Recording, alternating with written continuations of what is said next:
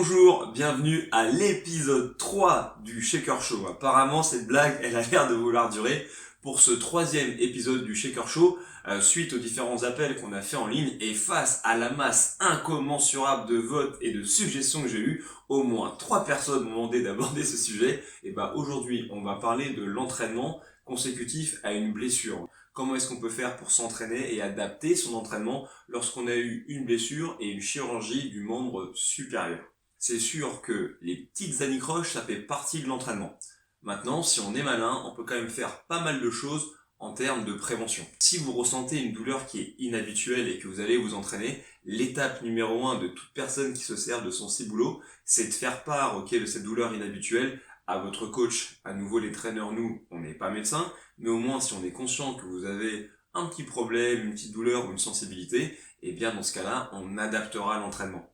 Avec ça, normalement, vous devriez pouvoir vous entraîner sans encombre et ce petit bobo devrait disparaître. L'étape numéro 2, c'est de consulter un médecin. À nouveau, votre entraîneur peut vous donner des conseils si vous avez un petit problème, et s'il s'avère que c'est un véritable problème de santé, la seule chose à faire, c'est d'aller voir un médecin généraliste ou un médecin du sport. Ceux-ci pourront soit poser clairement un diagnostic, et bon, vous saurez ce que vous avez, ou alors ils vous orienteront vers un spécialiste, et normalement, ça va vous permettre d'éviter la plupart des problèmes. Maintenant, hélas, même si nous dans le CrossFit, et spécialement nous les garçons, on aime bien penser le contraire, on n'est pas des Terminators. Je suis un organisme cybernétique, un endosquelette de métal sous du tissu charnel.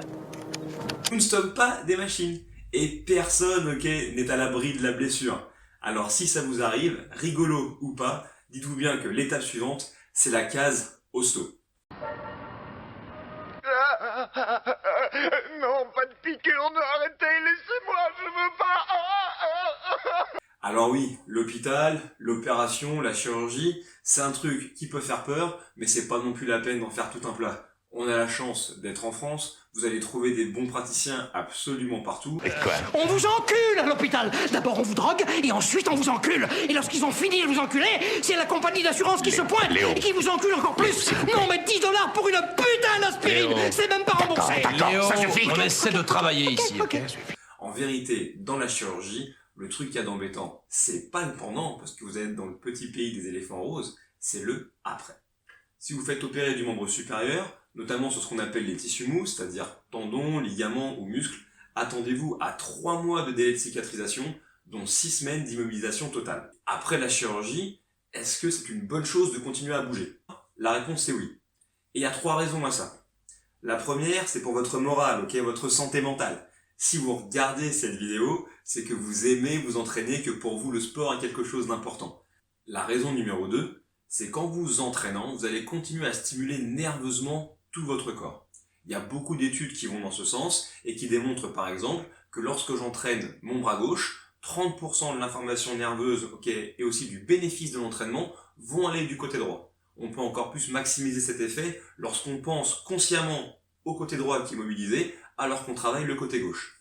Dans le monde du CrossFit, ça paraît un peu étrange, mais si vous faites un travail d'isolation, où vous êtes assis, vous avez vraiment tout le temps de vous focaliser et de penser à ça, et je suis bien placé pour le savoir, ça fonctionne. La troisième raison qui devrait vous pousser à continuer à vous entraîner même de manière adaptée, elle est systémique. Dans votre vie de tous les jours, lorsque vous avez un entraînement normal, votre corps, pour fonctionner normalement, sécrète un paquet d'hormones. 2 qui nous intéressent en particulier, l'hormone de croissance et la testostérone. Pour régénérer les tissus, pour permettre notamment à ces tissus de se réparer, et devinez quoi, hormones de croissance et testostérone sont 2 choses dont vous avez besoin. Elles sont liées à votre repos et à votre activité physique, alors continuez à essayer de fonctionner le plus normalement possible. La première semaine après l'opération, vous serez hélas pas en mesure de faire grand chose. Vous allez adapter de manière drastique. La première raison, c'est que le chirurgien va vouloir éviter à tout prix toutes les vibrations au niveau du haut du corps. Ça veut dire que même la course ne sera pas autorisée et de toute manière sera sûrement douloureuse. Vous pourrez faire de l'assaut de bike, vous pourrez faire des mouvements très peu dynamiques, toujours en prenant bien soin de garder votre attelle et vos straps le plus serrés possible. Par contre, rapidement, avec la réduction de l'inflammation, avec la réduction des douleurs, vous allez voir que vous allez pouvoir recommencer à vous entraîner, toujours avec une intensité réduite, et là vous allez commencer à rentrer dans un jeu qui est ma foi intéressant. Prenez les entraînements que vous allez faire dans votre box, échangez avec votre coach et cherchez simplement à adapter les mouvements et à conserver les fonctions motrices. Un tirage pour un tirage, une poussée pour une poussée, une flexion de jambe pour un squat. Vraiment, je te comprends pas. Tu sors de ton lit pour faire des exercices qui te font souffrir le martyre, mais tu ne peux pas supporter une petite piqûre de rien du tout. Quels sont les risques qui sont inhérents au fait de continuer l'entraînement alors qu'on vient de subir une opération? En vérité, les risques ils sont de deux ordres. Le premier, c'est de provoquer une blessure, mais contrairement à ce qu'on pourrait croire, non pas du côté du membre qui a été opéré, mais de l'autre côté. Très souvent, en voulant reprendre trop fort, trop vite, on va solliciter davantage le côté qui n'a pas été opéré. C'est en faisant ça que vous pouvez rajouter de la tension musculaire dans le bras qui est pourtant valide, et c'est là que vous pouvez faciliter la blessure. Le deuxième risque, qui a l'air apparemment de travailler tout le monde, c'est le risque de développer des déséquilibres. Pour tous les gens qui veulent limiter ce risque-là sur tout ce qui va concerner le travail unilatéral, il y a quelques petits tips. Okay. Et en fait, ces astuces-là vont concerner ce que vous allez faire avec tous les muscles de votre noyau. Et bien, ces muscles-là, si vous voulez continuer à les renforcer, puisqu'ils sont très importants dans la méthode CrossFit pour la réalisation de tous les mouvements fonctionnels, et ben il y a quelque chose que vous pouvez utiliser avec l'assistance de votre coach, c'est ce qu'on appelle le GHD.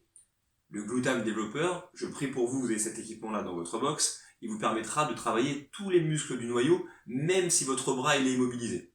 Le GHD Sit-Up avec une amplitude jusqu'à la parallèle, pour tout ce qui va concerner ce qu'on appelle la face antérieure, c'est les tablettes de chocolat les gars.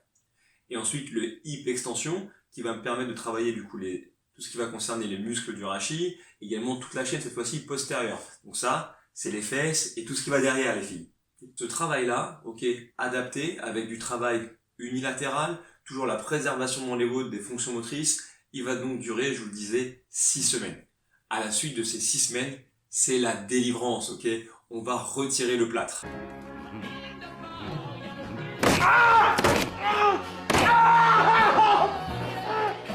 Fini ce truc-là, fini la telle, fini les bandages, ça peut-être vous en servir comme d'un boomerang, faites ce que vous en voulez, de toute manière, ça vous servira quasiment plus à rien. Par contre, à partir de là, on va démarrer la rééducation. Et pour votre rééducation, mon premier conseil, c'est d'aller voir le bon kiné. Et le bon kiné, c'est soit un kiné qui a l'habitude de traiter des gens qui font des sports, plutôt des sports de contact, le rugby, la lutte, la boxe, bref, qui sont habitués à la traumatologie, ou bien, encore mieux et encore plus facile à trouver pour nous, des gens qui pratiquent eux-mêmes le CrossFit. Je connais pas beaucoup de box dans le monde où il n'y a pas au moins un kinésithérapeute qui s'entraîne. Allez voir cette personne, vous parlerez le même langage. Vous verrez que la rééducation en vérité consiste à assurer deux choses. La première, c'est que vous soyez en mesure de retrouver vos amplitudes de mouvement complètes. I can do the splits, no problem. Back and forth, back and forth. Feels good. Et la seconde chose, c'est de vous apporter des soins. Les massages, l'électrostimulation, l'acupuncture, le cupping, un truc qu'on appelle le dry needling, tout ce qui va pouvoir fonctionner pour vous. Pour votre réathlétisation, le kinésithérapeute, c'est pas lui qui va faire le travail pour vous. Il vous donnera sûrement un répertoire gestuel que vous devrez vous-même entraîner de manière autonome pour vous permettre de vous soigner plus vite. Eh bien, ça va consister à faire, dans un premier temps, beaucoup de travail avec des petites charges, ok, un travail concentrique avec des petites haltères de 4 kg, et aussi un travail excentrique, soit avec des haltères, soit avec des bandes élastiques, ce qu'on appelle du coup un travail un petit peu de freinage, simplement parce que ce travail-là vous permet de cibler de manière un peu plus spécifique, ok, les tendons et de les renforcer. Vous ferez aussi un petit peu plus de travail d'isolation pour essayer de retrouver, ok, la force musculaire que vous aviez avant. Quoi? Bah si j'ai le droit de faire de l'isolation, c'est de la rééducation, j'ai une excuse, hein. On m'a dit c'est bon, on m'a dit j'avais le droit. Oh. Okay. On va pas se mentir, nous les mecs, on est toujours contents d'avoir une excuse pour faire ce genre de truc. Allez-y progressivement. Faites ce travail en isolation, mais continuez à conserver beaucoup d'attention en ce qui concerne les mouvements fonctionnels. C'est encore le meilleur moyen de retrouver votre capacité à bouger normalement. Lorsque vous voyez un WOD au tableau, que vous allez faire le WOD du jour, essayez peut-être de faire simplement une chose dynamique au niveau de votre épaule, et ensuite de conserver des choses qui sont plutôt statiques. Même chose au niveau de l'haltérophilie. Lorsque vous allez recommencer à bouger des barres, la première question que vous devez vous poser, c'est est-ce que vous pouvez atteindre l'amplitude de mouvement nécessaire?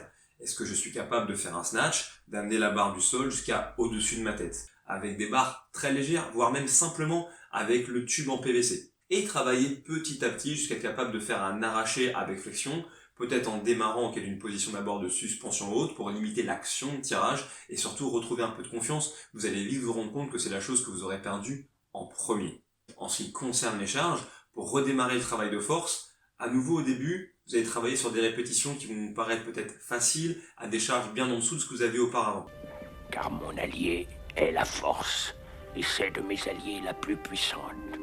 Si vous voulez réhabituer votre organisme à produire des efforts intenses d'un point de vue nerveux, une bonne méthode, notamment sur le squat, c'est de travailler sur des efforts en isométrie. Peut-être charger votre barre bien plus lourde que votre max, vous glissez en dessous et rester des périodes de temps allant de 3 à 7 secondes sous tension, juste pour réhabituer un petit peu votre cerveau, envoyer ce signal un petit peu fort.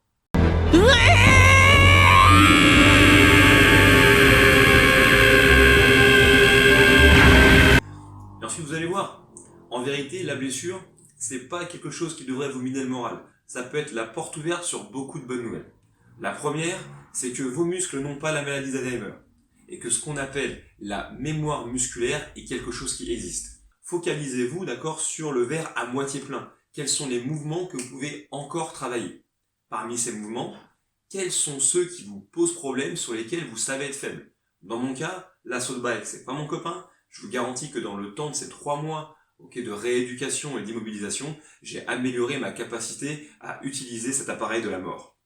Ça fait partie intégrante à nouveau de la méthodologie CrossFit. Lorsqu'on croit connaître les bases, c'est qu'il est temps de prendre un pas de recul et de tout recommencer depuis le début. Souvent notre ego nous empêche de faire ça, la blessure ne vous donnera pas d'autre choix. Vous allez voir qu'être immobilisé avec une attelle, ça va vous empêcher dans les premiers temps de bouger normalement et ça peut même modifier votre manière de squatter ou vos différentes postures parce que vous avez toujours cet objet qui vous gêne. Dès que vous en êtes débarrassé, vous pouvez tout reprendre depuis la base. Retravailler vos placements, retravailler votre manière de bouger et peut-être que qu'indirectement, cette blessure va vous permettre d'aller plus loin dans la performance en gommant les défauts qui étaient enracinés depuis longtemps dans vos postures ou pour mon cas, dans la mobilité que je pouvais avoir entre cette position-là et la position au-dessus de la tête. Et voilà, c'en est fini pour l'épisode 3 du Shaker Show. J'espère qu'on a continué à faire dans le court l'efficace et l'instructif. Le Shaker Show aujourd'hui, c'est également un blog sur lequel je publie des articles en toute modestie en lien avec l'entraînement fonctionnel et le monde du CrossFit, surtout si ça concerne le monde francophone. Vous verrez également qu'en description de la vidéo, je rajouterai des liens qui concerneront les différents mouvements que vous pouvez faire au GHD. J'ai rien inventé, tout vient directement de CrossFit.com et également une vidéo de Kelly Starrett qui explique le mécanisme de la récupération et de la réparation des tissus. Cette vidéo, elle est relativement courte, elle est certes en anglais, mais elle peut intéresser tous les traîneurs qui veulent un petit peu s'éduquer et également elle fait partie du matériel de révision pour ceux parmi vous qui désirent passer le niveau 3. Ciao. Je vous arrête là. Gadget à main, gadget au chapeau, gadget au poing, élastique au Hasta la vista, baby.